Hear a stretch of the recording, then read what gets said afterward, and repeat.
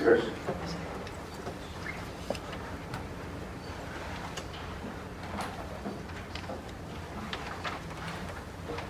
Mr. Council President, members of the council, thank you for your time and attention on this issue, which has been, as we all know, going on for quite a while. What I'd like to do is give you a very quick understanding of what we see as the legal issues present before you.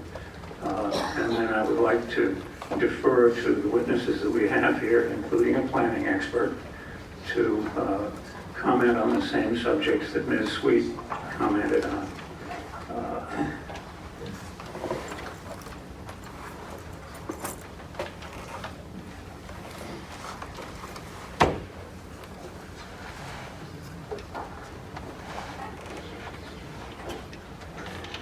I'm Bill Harsh. I'm the attorney for Keep Metacomet Green.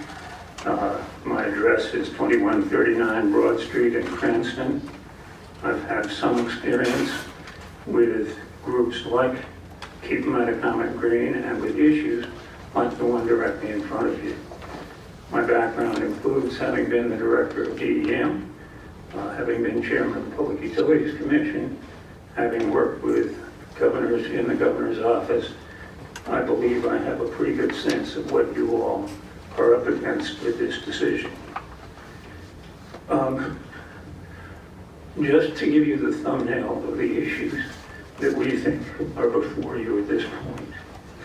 We think the notice to the abutters that was given was defective because we have proof that nearly 20% of the addresses that were used for that communication were not valid. We feel that even though the notice to the abutters promised material and information on the project, that material was not available in a timely way. Indeed, it wasn't really until the planning staff on the 25th of June came up with its conclusions. And the developer on the 29th came up with his proposal that the information was really on the record at all. It made me very uncomfortable that this arrangement, which you're hearing praised so highly, came out of a discussion behind closed doors. Rhode Island has an undesirable habit, and the Coastal Council most recently got slapped pretty hard by the Attorney General for doing it, of coming up with deals from which people are excluded. Your planning staff knew of our existence, knew of my representation, the developer knew of it, and yet what happened on the 28th and 29th is a classic closed door 11th hour negotiation. And I think that is far from the kind of situation that this council wants to accept as a process that allows the public to know what's going on and to be heard. I mentioned the planning board process because to me, the advice given to you was hopelessly compromised. You had one, I would say, really impressively honest planning board member who at the end said, I make a motion to move this, to kick this up to the city council. In other words, he was not in a mood to give you an opinion, and how could he? Because he had only just received the information. Much the question you raised, Councilman. How can the planning board have commented on a proposal which literally arrived on their desks at the hearing? I mentioned the Attorney General, Peter Nerone, and he has laid out a couple of things which are of particular concern to him in the way the process that is unfolding in local government in Rhode Island has to work, and state government as well. The process that's described in statute has to be followed. And the more serious the issue, when you have a very significant issue in front of you, the more scrupulous you have to be in following the process. Going through the motions does not do the job. The public, the Attorney General has said, has to be able to see what's going on. His emphasis is on transparency.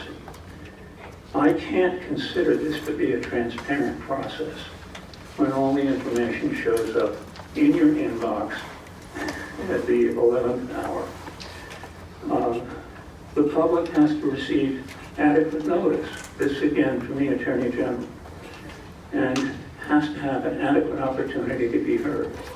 I compliment the council on being willing to take the comments which you will be receiving tonight, as well as those of the developer, because this is an issue which is very substantial in importance. Just looking at what the Coastal Council did when it put together the Providence area stamp, it identified this particular piece of property as a piece of property of particular concern to the Coastal Council and to the metro area and to the management plan for the metro area.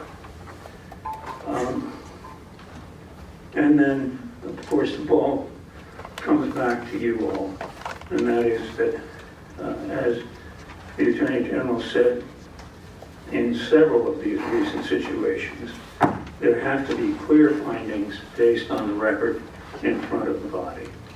And Ms. Sweet did suggest to you some of the findings which have to be made.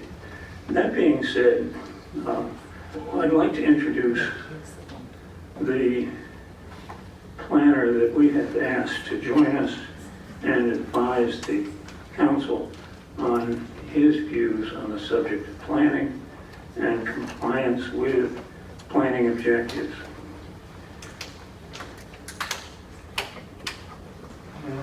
Please. This is Mr. Barman's detail. I'm going to ask him to come up and Make a motion to enter that into the record. Second. I would object to Please, Mr. yes. President. May I have a copy of the CV before it's entered into the record for review? This is what the councilman had objected to as well. Thank you. Can I have just a moment to review it, please, Mr. President? Yes, please do. Thank you.